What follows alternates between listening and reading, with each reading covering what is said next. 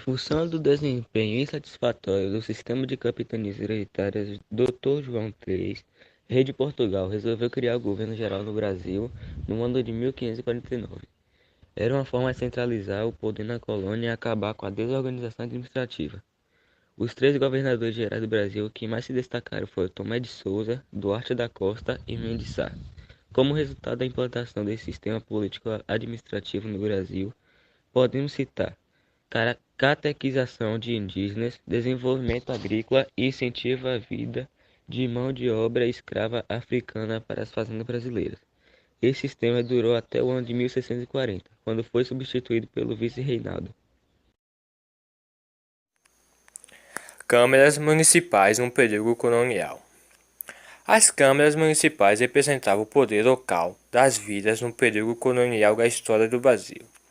Elas surgiram em função da necessidade da coroa portuguesa em controlar e organizar as cidades e vilas que se desenvolviam no Brasil.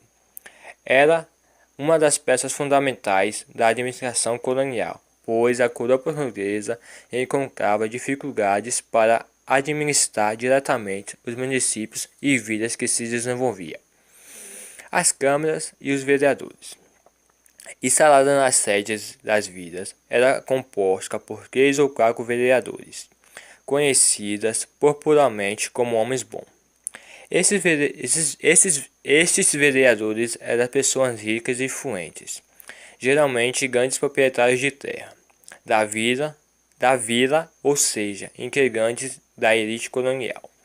Somente os integrantes dessa elite colonial podiam ser eleitos para exercer o cargo de vereador. Escravos, judeus, estrangeiros e mulheres não podiam se tornar vereadores. As câmaras municipais eram dirigidas pelo juiz ordinário, escolhido pelos integrantes da elite da cidade. Funções das câmaras municipais: resolvia os problemas locais de ordem, economia, política e administrações nas vilas e municípios. Gerenciar os gastos e rendas da administração pública. Promover ações judiciais.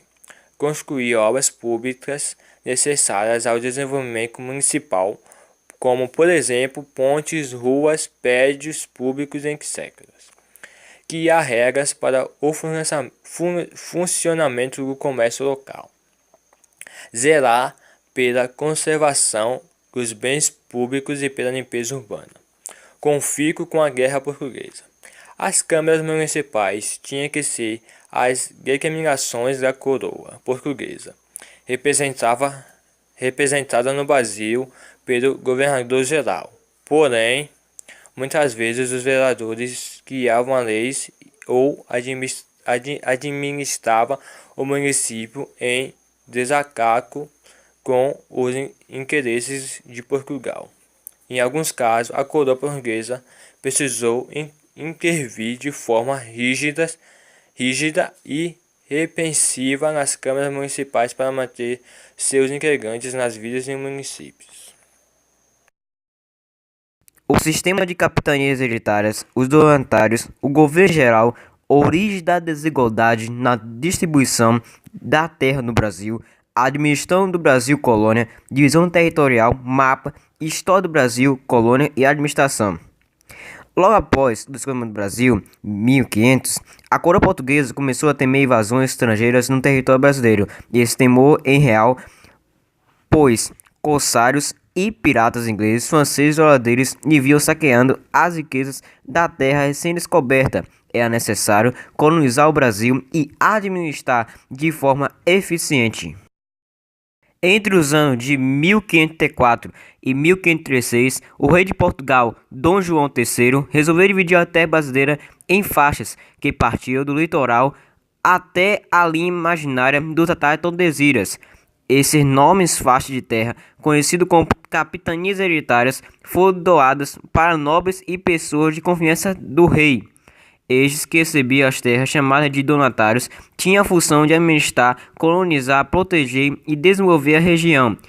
Cabia também aos donatários combater os índios da tribo que tentavam resistir a ocupação do território. Em troca de serviço, além das terras, os donatários recebiam algumas regalias, com permissão de explorar as riquezas minerais e vegetais da região. Estes territórios seriam transmitidos de forma hereditária, ou seja, passaria de pai para filho. Fato que explica o nome desse sistema administrativo. A dificuldade de administração das capitanias hereditárias era inúmeras. A distância de Portugal, os ataques indígenas, a falta de recursos e a extensão territorial dificulta muito a implantação do sistema, com exceção das capitanias de Pernambuco e São Vicente. Todas acabaram fracassando. Dessa forma, em 1549, o rei de Portugal criou um novo sistema administrativo para o Brasil, o governo geral. Esse seria mais centralizado, cabendo ao governo geral as funções antes atribuídas aos donatários, embora tenha vigorado um pouco tempo o sistema das capitanias hereditárias, deixou marcas profundas na divisão de terras do Brasil.